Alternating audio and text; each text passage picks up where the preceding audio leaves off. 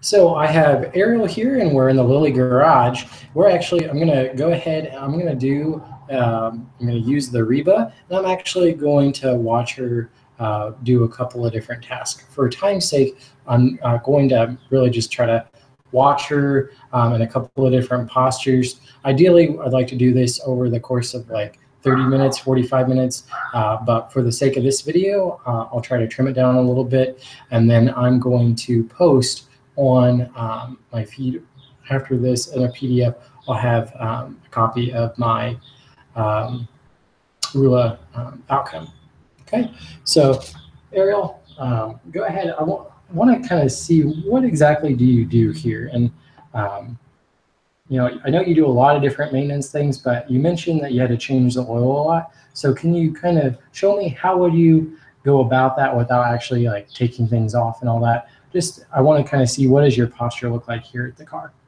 Okay, so general overview, I work on a lot of the corporate vehicles, keeping them maintained, fixing anything that needs done, oil changes, any little things like that. Lots of the things I do, I'm screwing things in, screwing things off, I am twisting caps on, twisting caps off, I'm pouring in liquid, I'm attaching different things, so there's constantly leaning over the vehicle, twisting, going under the vehicle, lots of wrist movement with my dominant hand. So that happens on a day-to-day basis. So things like this where I'm screwing and leaning over the Is it vehicle. okay if I take a few pictures of you? Yeah, just so when I'm writing my report and then afterwards I can kind of refer back to this? Okay. Okay. So go ahead and do again what you were just doing. So, for example, if I am leaning over and I am screwing something on or off, I'm using that wrist a lot to twist. And this motion occurs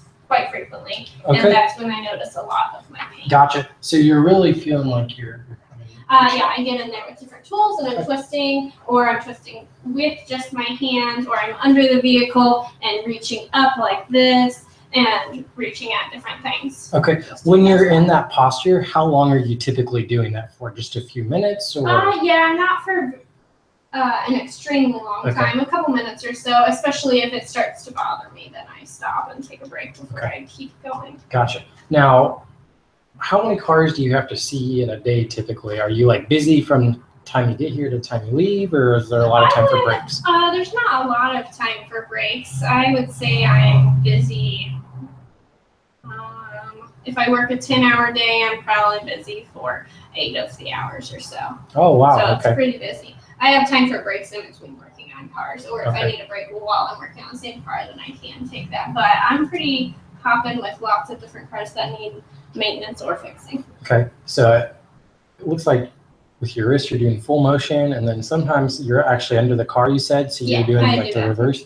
And you're lifting, your wrist is moving. Okay. Now I know that you have some machines to help you lift some of these things, so do you feel like you're lifting more than like 4 or 5 pounds? The lifting is not the issue, it's the twisting that's the issue. And you're able to kind of, you don't have to maintain that posture for more than a few moments? Definitely not more than 10 minutes? No. Okay. All right. So if you have it's just repeated a lot throughout the day. So are you the only one that typically works with like doing this, or do you have I have a team of a couple of people. Okay. So like if you just changed out brake pads, would you have to do that again? Would someone else do that? I mean, we're work as a team, so if I need a break from something, they can do something else. I don't have to do the same exact thing over and over again. Gotcha. Okay. And then with like your neck, do you ever have any numbness or tingling back there? Not as much, but I mean, if I've been looking up or I've been looking down into something for a long time, then the back of my neck. Okay. Well, thank you very much for your time. I think that what I'd like to really recommend, I'm going to talk to your supervisor. I can't like reduce your overall work, but I can give you breaks in there. And I think that we need to start having built-in 10-minute breaks for you every hour. And while you're doing that, I want you to start doing some stretches. So I'd really like for you to start doing these, and then also like kind of going back. What do I do if my wrist is tingling or my fingers are tingling? Then I want you to stop. Like if you notice any numbness or tingling while you're doing it, I want you to stop. And that's why we also might need to get you to go down to employee health services, because a physician would be the one. And you know, you said that you were going to be off for the next couple of days, so I think we need to see what kind of rest you have, and then I'm going to come back out, and I want to kind of see what else you have, because if you're having pain or discomfort here at work, that's not okay. But I'd like to see if you can start taking some ibuprofen if you can tolerate that. Yeah. You said that you could do that. I've Okay, and then I really want you to start watching your posture. So making sure that you're, when I lean over. Yeah, and so also we can get you like a step stool if we need to, or I just really want to start making sure that the car is like in your comfort zone here. That makes sense. Okay, so I want to try to avoid any of the reaching that you're doing. So that might mean we need to look at different tools, or well, there probably needs to be a little bit more exploration. So I'd like to talk to your supervisor when they get a chance in here. But since you're not working for the rest of the day, this is the end of your shift, I'd encourage you to take that ibuprofen for a couple of days. But also, like, posture is going to be your biggest thing in long-term speaking. And also, if you come in on Monday and you're still having this, like I said,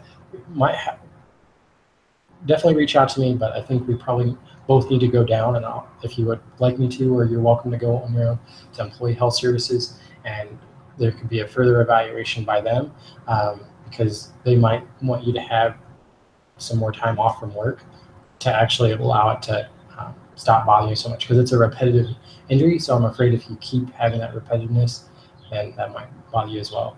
And you could also do some icing as well. I'll give you an ice pack and I'll show you how to use that. But I would definitely use it for about 10 minutes every 2 hours or so, and we'll kind of work together and see how that would be.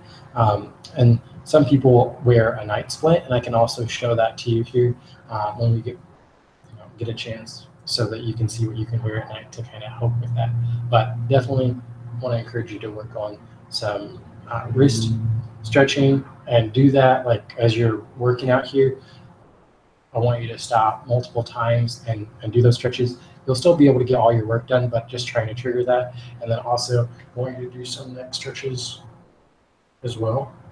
Okay, and you're going to hold that for 30 seconds each, and do that a couple of times. And I'll actually give you a sheet. I'm going to come up with one for you and have you, we'll practice those together the next time we meet. So I'll definitely see you on Monday. Thank you so much for reporting to me. All right, sounds good. Thank you. Have a great weekend. You too.